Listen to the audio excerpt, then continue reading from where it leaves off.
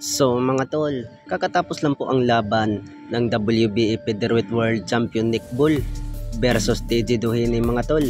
Ay hindi po kinaya po ang lakas ni Nick Bull. Ay banat po ng karamihan, natatalunin niya itong si Nick Bull. Pero nagbaliktad po ang nangyari mga tol. Ay natalo itong si TJ Doheny by round 10 technical knockout. Maganda sana ang pinapakita ni TJ Doheny mga tol. Nakipagpalitan po ng mga solid po na suntok ni Nick Bull.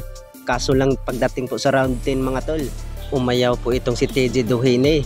Kaya nakuha po ang panalo po ni Nick Bull by round 10 technical knockout.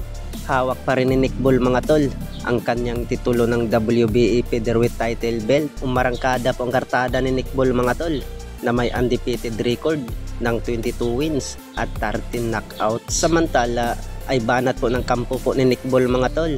Ay gusto ng labanan po ang binansagan po ng The Monster ng Japan na Naoya Inoue.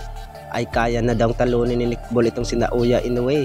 Bukod dyan ay kung sakali ay aakyat ito ng featherweight division itong si Naoya Inoue mga tol sa 126 pounds ay aabangan daw ni Nick Bull itong si Naoya Inoue. Sa kabilang banda naman mga tol ay kakatapos din ang laban na nakalaban po ng super middleweight world champion Canelo Alvarez itong si Edgar Berlanga versus Jonathan Gonzalez Ortiz. Ginulat ni Edgar Berlanga ang mundo ng boxing mga tol.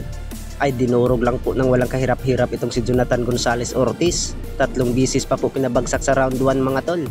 Hanggang itinigil na lang po sa referee po ang laban. Dahil po ay hilong-hilo na talaga itong si Jonathan Ortiz.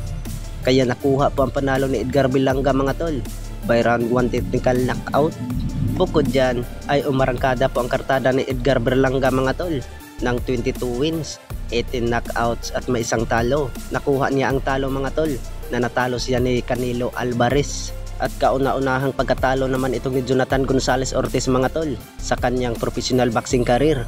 At may kartada itong 20 wins, 16 knockouts at may isang talo. Bukod dyan ay bumanat nga itong si Edgar Berlanga mga tol na kung sakali ay bigyan pa siya ng pagkakataon na mag-rematch sila ni Canelo Alvarez ay handa daw siyang labanan ulit itong si Canelo at babawi daw itong si Edgar Berlanga mga tol dahil nung unang pagkatalo niya kay Canelo Alvarez ay nagkamali daw siya noon